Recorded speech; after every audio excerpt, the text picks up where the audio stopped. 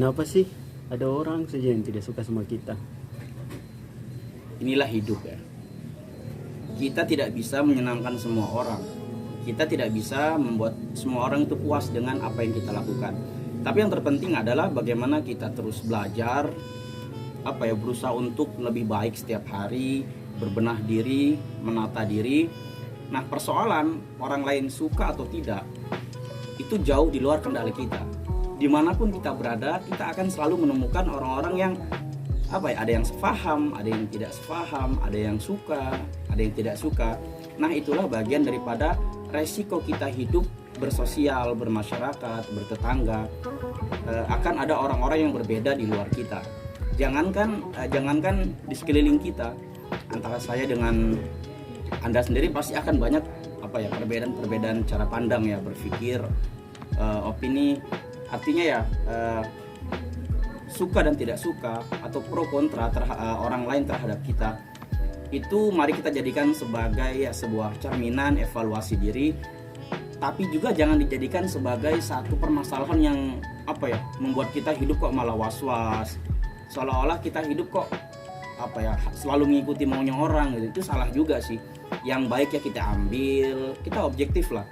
Yang baik, yang sifatnya mengkritik secara objektif, membangun ya kita ambil.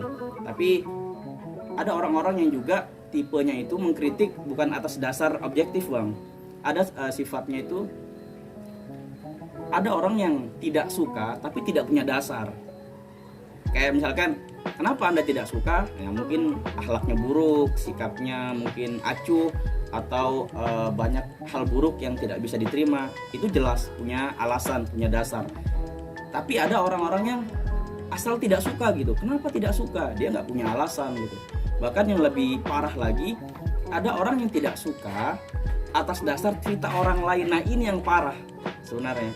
Jadi ada orang yang tiba-tiba tidak setuju, tidak suka karena dia mewarisi cerita-cerita orang lain di sekelilingnya. Ini yang makanya dalam Islam ada istilah tabayun. Tabayun itu bagaimana kita mengoreksi, menelusuri, menelaah.